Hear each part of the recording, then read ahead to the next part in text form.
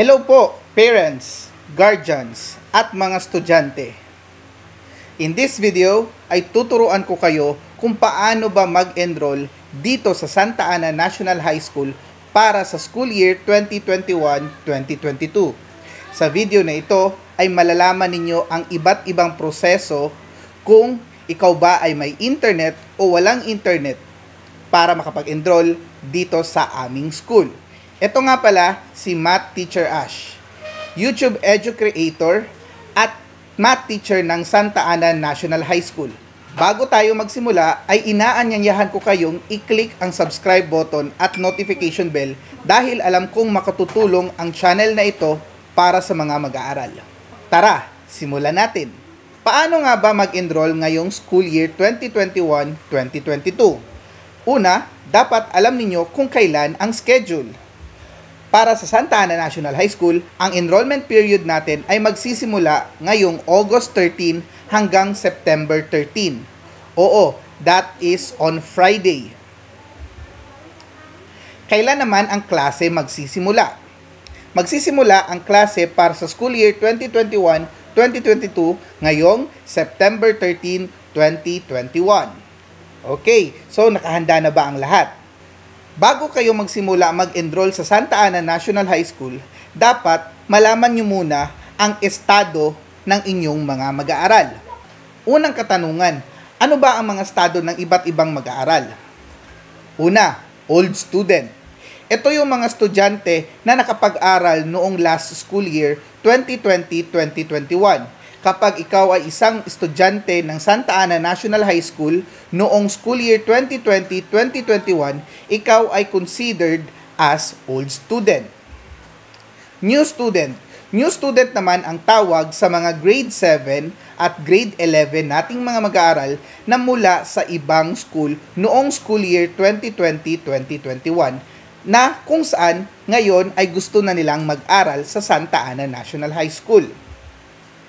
Transferee. Ito naman ang mga estudyante ng grade 8, grade 9, grade 10 at grade 12 na mga students na nagmula sa ibang school noong nakaraang school year.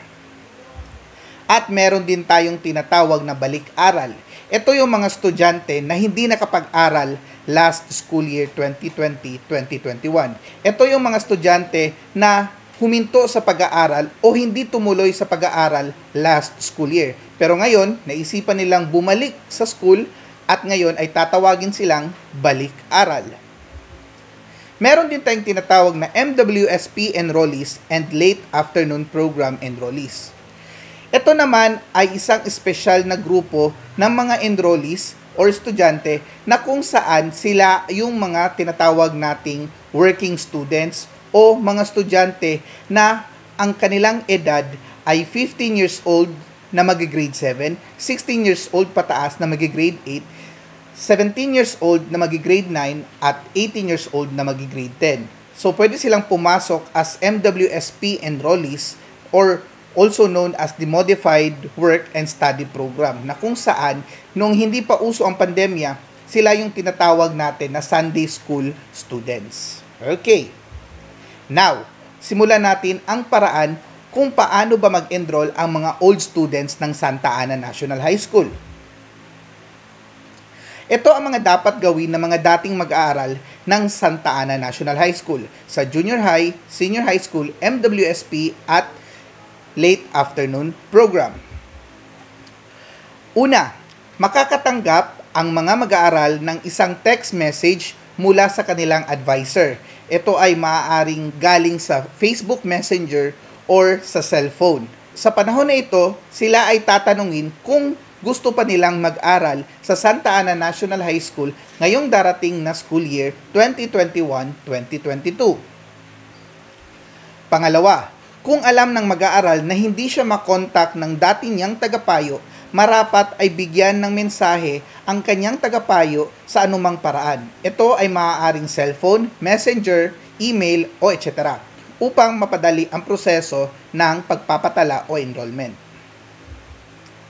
Bilang karagdagan sa mga old students, ang mga mag-aaral na hindi makakuha ng isang mensahe at wala ring paraan para makontak ang kanilang dating tagapayo ay maaaring kumpirmahin ang kanilang katayuan sa pagpapatala sa pamamagitan ng pagbibigay ng mensahe sa Santa Ana official Facebook page o pagpunta sa Guerrero Campus Help Desk.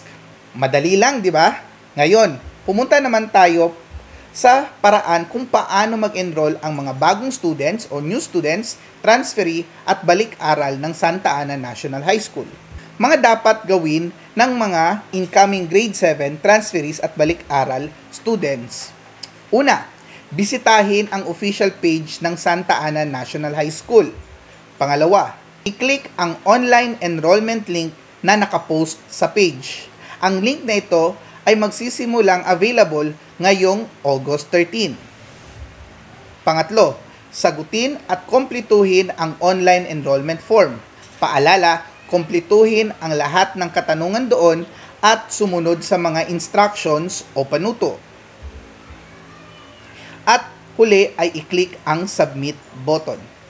At doon, ikaw ay officially enrolled. At ito naman ang mga karagdagan na kailangang isumite ng mga incoming grade 7 at mga transferee. Una, report card or SF9 at ang pangalawa ay PSA birth certificate. Paalala, doon sa online enrollment link ay pwede kayong mag-upload ng picture ng inyong report card at birth certificate. Kung hindi ninyo kayang gawin ito, ay pwede ninyong isumite ito sa Guerrero Help Desk. At ito ang mukha ng ating Learning Enrollment and Survey Form. So doon sa enrollment form, maraming paalala na nakasaad. So please, basahin ito ng mabuti. Madali lang, di ba? Ngayon ay pumunta naman tayo sa mga mag-aaral na gustong mag-enroll pero walang serbisyo ng internet or hindi sila makapag-enroll online. Ito ang inyong gagawin. Una, tanging ang mga magulang o guardians lamang ang pinapayagan na makakuha ng enrollment form mula sa teacher in charge para sa pagpapatala na matatagpuan sa Guerrero Campus Santa Ana National High School. Pangalawa, ang form na ito ay maaaring dalhin sa bahay upang i-fill up or punan at dapat bumalik sa paaralan sa loob ng nakatakdang pagtatala. Ito naman ang mukha ng papel na kukunin ng mga guardian or magulang para sa walk-in enrollment. Paalala, kapag ikaw ay successful na nakapag-submit sa online link ng Santa Ana National High School page, ay hindi mo na kailangang pumunta pa para sa walk-in. Itong proseso na ito ay ginagamit lamang kapag kayo ay walang internet service. Madali lang, di ba? At dito nagtatapos ang ating diskusyon tungkol sa paraan ng pag-enroll sa Santa Ana National High School ngayong school year 2021-2022. Sana ay naintindihan ninyo ang maikling video na ito at huwag kalimutan na mag-subscribe sa channel na ito. Maraming salamat at mag-iingat kayo parati.